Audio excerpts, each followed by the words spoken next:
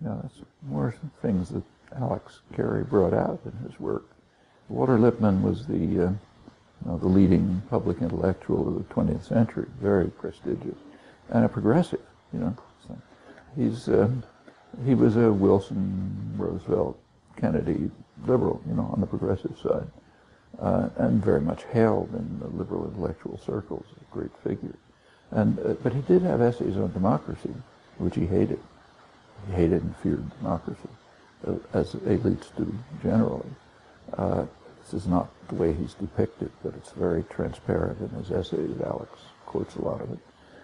One of the things he said is what you just quoted, that the policy making has to be limited to the responsible men. He's, of course, one of them.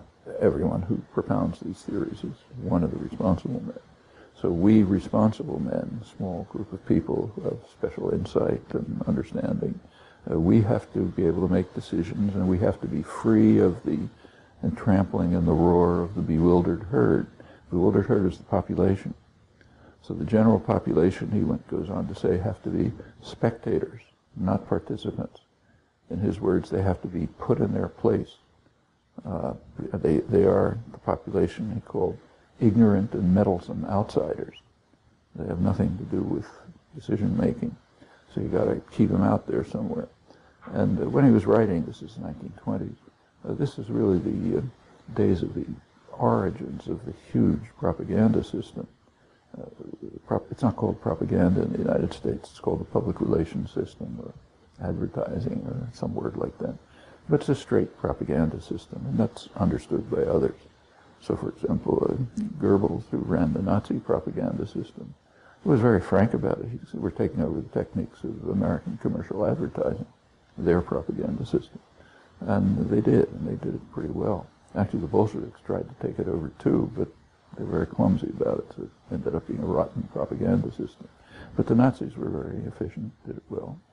And it was American commercial advertising, and the idea is to see if you can, as the business press put it at the time, we have to somehow direct people to the superficial things of life, like fashionable consumption.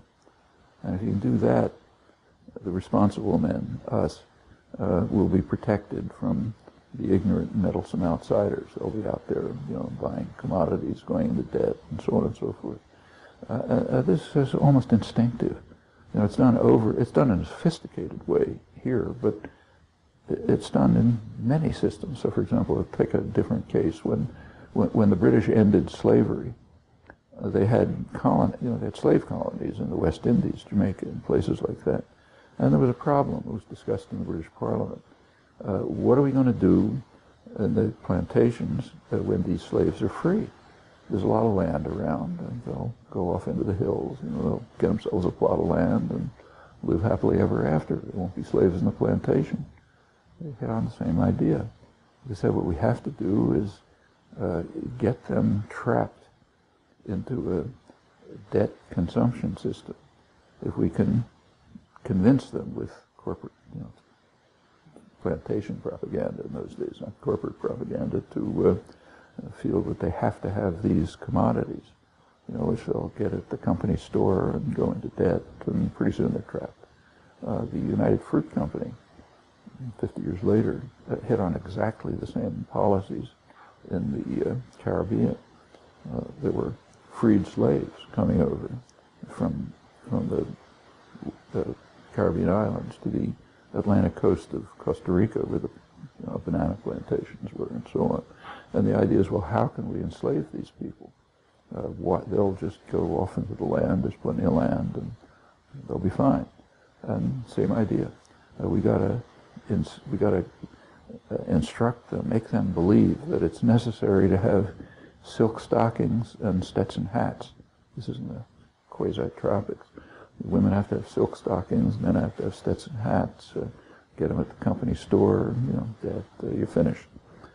These methods, and it's just turned into a sophisticated system by the major propaganda, the PR system here. And it's quite striking that the huge growth of public relations propaganda was in the freest, most democratic societies. It was in England and the United States. It was picked up by others later, like, say, the Nazis or the Bolsheviks, but basically invented here. And there's a reason for it.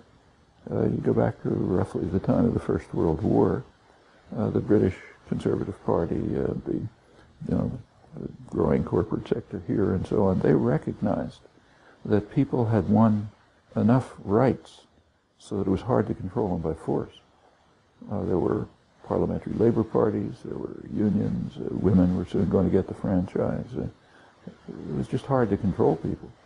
So if you can't control them by force, as you could in the past, you have to control them some other way. Otherwise, you'll get this evil demon of democracy growing, which is a threat to privilege. So how do we control them if you can't control them by force? By controlling attitudes and beliefs.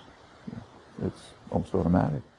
So then you put your resources into propaganda systems. Now, in fact, in the 1920s, it was actually called propaganda.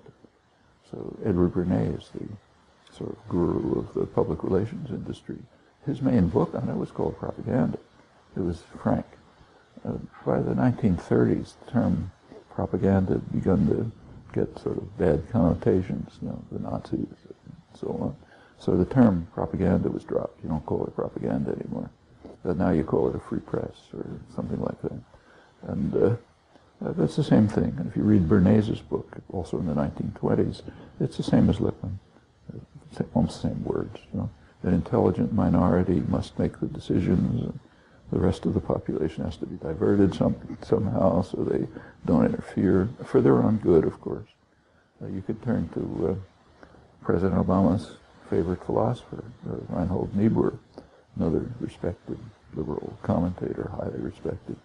His view around the same time was that people are kind of stupid and will harm themselves, and like a 3-year-old running out into the street, can't let it do that, so you hold it back. And therefore what we have to do is feed people necessary illusions and emotionally potent oversimplifications. That's practically a definition of the corporate media. Don't even have to give examples, just open front pages. Necessary illusions, emotionally potent oversimplifications, divert them to the superficial things of life, frighten them, that's another thing. You have to, fear is a very effective technique of control. People huddle under power, and these measures are used over and over again, whether it's British plantations in the early 19th century or front pages today, the last election, for example. It's kind of instinctive and natural and understandable.